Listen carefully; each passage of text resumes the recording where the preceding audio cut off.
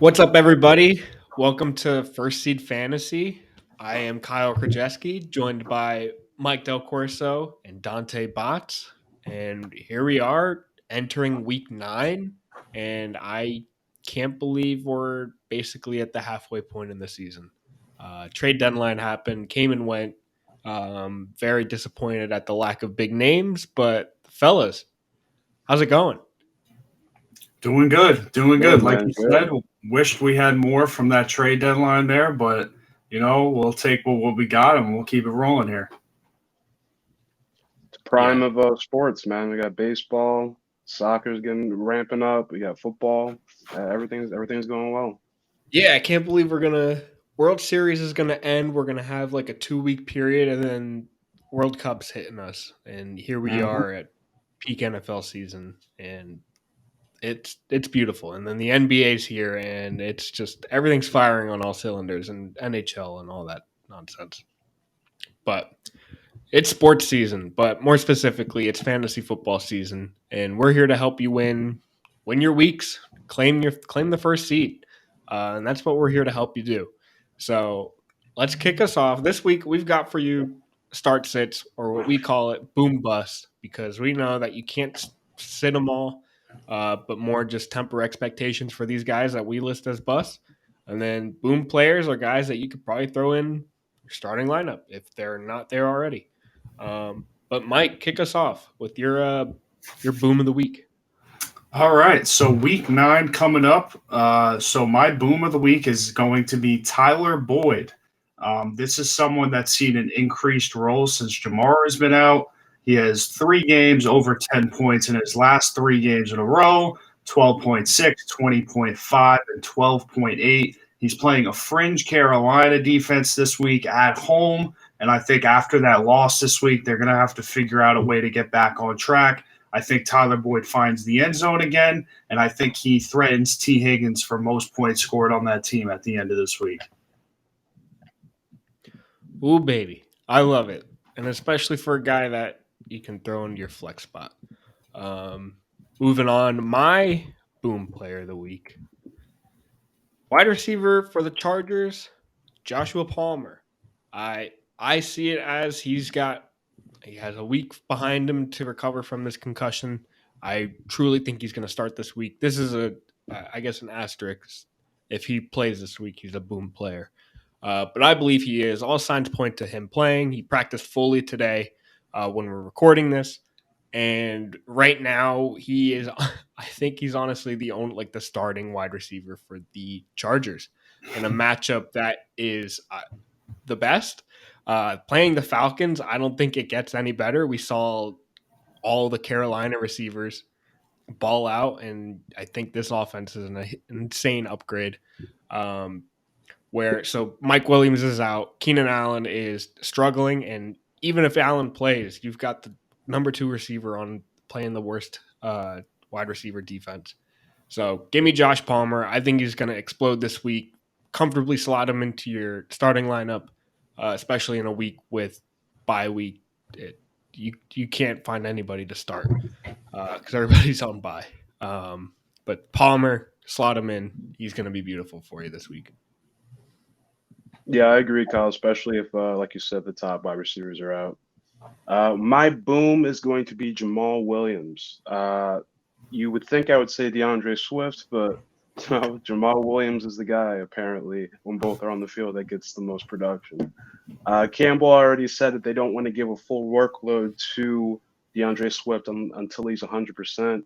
And Swift already missed practice today. Today's Wednesday. He already missed practice today with those nagging shoulder and ankle injuries. So it looks like it's going to be a lot of Jamal Williams this week. He already gets a lot of the goal line work. So that alone, even if DeAndre Swift was fully healthy, I would probably still lean with Jamal Williams just because he gets those touchdown upside. Um, he's going against the Green Bay Packers, and they have one of the worst defenses. So it just all the signs lead to a lot of goal line work. I still expect DeAndre to make most of his production through the receiving game, getting down the field that way. But once it gets down to, again, the goal line, I just think Jamal's going to get a bulk of those carries, and that's where the points really matter. So, yeah, I'm riding with Jamal this week. Beautiful. Mike, hit us with your bust. These guys that you're willing to sit, but since bye weeks are really crazy this week, who's somebody Yeah. you can temper expectations on? Yeah, so this week my bust is going to be both of the Bears running backs. I would have said the starting running back, but obviously, if you've been watching the past few weeks, we really don't know who that is, you know?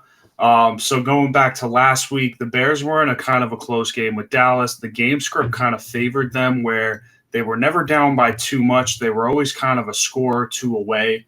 And that led to a lot of opportunity. Khalil Herbert tore it up on the ground. Montgomery really didn't do as much, but did see a few passes. And if you look at their numbers throughout the weeks, there's just no consistency, nothing that really makes me want to play these guys. And I think against a good Miami team this week, especially with the addition of Claypool, I think the focus just goes a little bit more towards the passing game. I don't think the game script is going to be as friendly as it was last week, even though they did give up a lot of points. It was still kind of fringely close.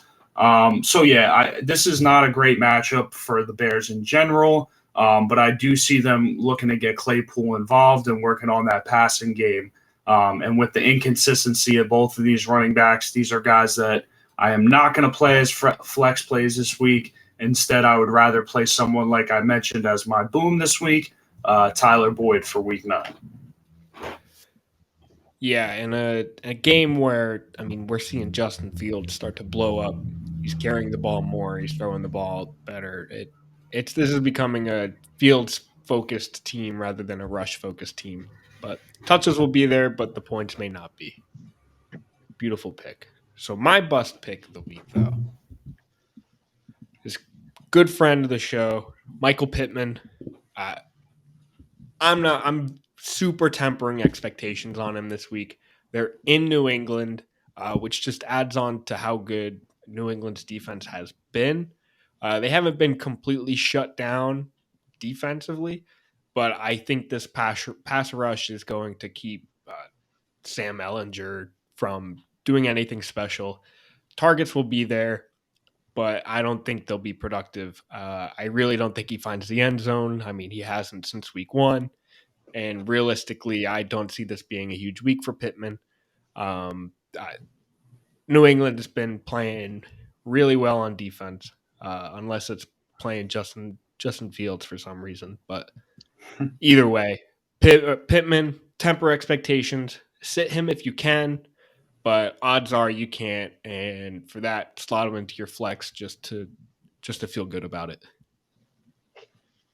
Well, Kyle, I mean, you took all my points really with the Patriots defense there. They're not, I can't agree more. And for that reason, my bust pick is also going to be Jonathan Taylor.